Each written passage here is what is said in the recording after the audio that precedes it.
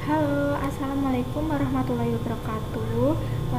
Perkenalkan, nama saya Rensya Belia. Kali ini kita akan membahas mengenai sistem pemerintahan, sistem politik ekonomi pada masa Orde Baru.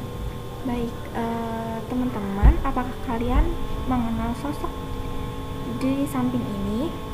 Kalau kalian mengenalnya, kalian bisa post video ini terus komen siapakah tokoh di samping.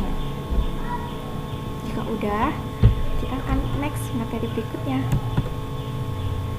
Apa sih Super Semar itu? Super Semar adalah surat yang mengawali peralihan kepemimpinan nasional dari pemerintahan Orde Lama ke Orde Baru lewat surat yang dikeluarkan pada tanggal 11 Maret 1956. Ini terjadi karena penyerahan mandat kekuasaan dari Presiden Soekarno ke Presiden Soeharto yang saat itu masih menjabat sebagai Menteri atau Panglima Angkatan Darat. Super Semar dikeluarkan dengan tujuan mengatasi konflik dalam negeri saat itu, yang salah satu dipicu peristiwa G30 SPKI pada 1 Oktober 1965. Namun, hingga saat ini Super Semar masih menjadi kontroversi karena naskah aslinya tidak pernah diketemukan.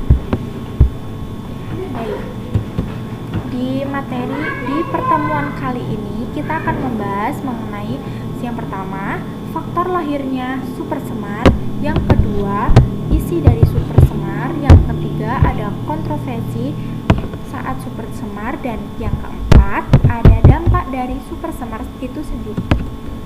Yang pertama, faktor lahirnya Super Semar.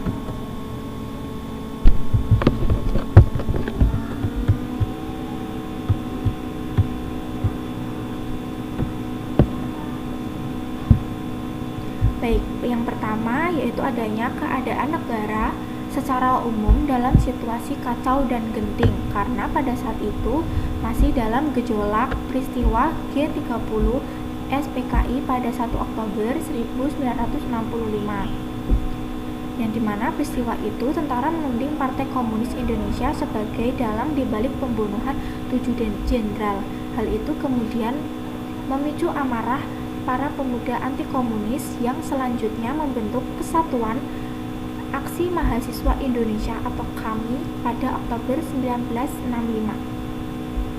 Kemudian yang kedua, untuk mengontrol keadaan yang tak jelas akibat pemberontakan G30 SPKI, maka diterbitkanlah surat perintah 11 Maret oleh Presiden Soekarno yang menyerahkan mandatnya kepada Presiden Soeharto.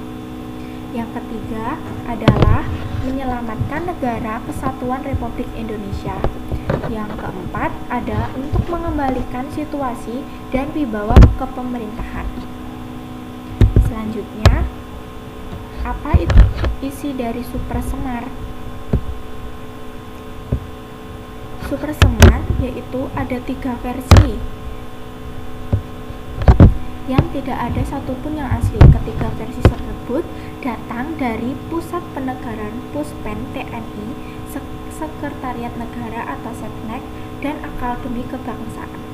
Meski Super Semar ada beberapa versi, terdapat beberapa pokok pikiran yang diakui Orde Baru dan dijadikan sebagai acuan, yaitu yang pertama, mengambil segala tindakan yang dianggap perlu untuk terjaminnya keamanan dan ketenangan serta kestabilan jalannya pemerintahan dan jalannya revolusi, serta menjamin keselamatan pribadi dan kewibawaan pemimpinan presiden atau panglima tertinggi atau pemimpin besar revolusi atau mandataris MPRS demi untuk keutuhan bangsa dan negara Republik Indonesia, dan melaksanakan dengan segala ajaran pemimpin besar revolusi. Yang kedua yaitu mengadakan koordinasi pelaksanaan pemerintah dengan panglima-panglima angkatan lain dengan sebaik-baiknya. Yang ketiga, supaya melaporkan segala sesuatu yang bersangkut paut dalam tugas dan tanggung jawab serta seperti tersebut di atas. Yang ketiga, kita akan membahas mengenai kontroversi supersemar.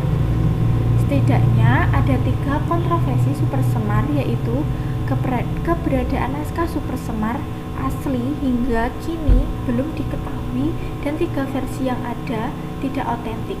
Jadi dari isi yang saya sebutkan tadi itu keautentikannya belum ada juga, karena memang naskahnya sampai saat ini tidak diketahui di mana.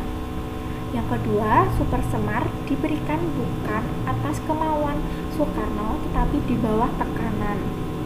Yang ketiga, supersemar merupakan perintah pengendalian keamanan tetapi dimaknai oleh jenderal yang membawa surat itu dari Istana Bogor ke Jakarta sebagai penyerahan kekuasaan, sehingga digunakan Soeharto melakukan beberapa aksi beruntun termasuk pembubaran PKI.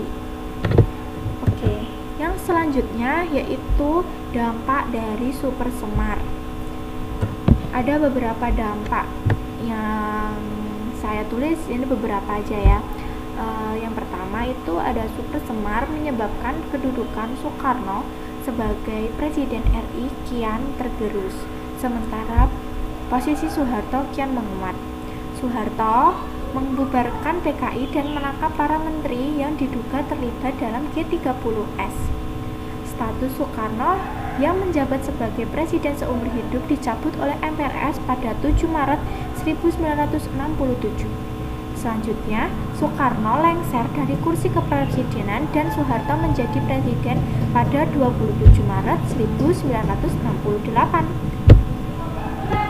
Supersemar menjadi tongkat lahirnya Orde Baru yang bertahan hingga 1998.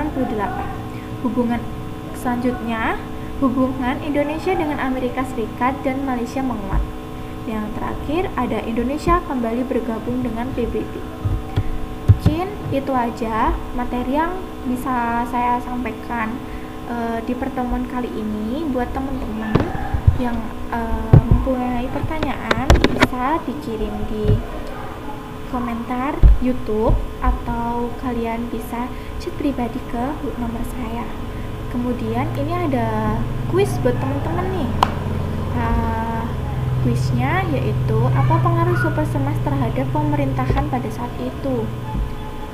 Untuk jawabannya nanti kalian bisa kirim ke WA saya atau ke link drive Google. Oke, mungkin sekian yang bisa saya sampaikan. Kurang dan lebihnya saya mohon maaf. Billahi taufiq wal hidayah. Wassalamualaikum warahmatullahi wabarakatuh.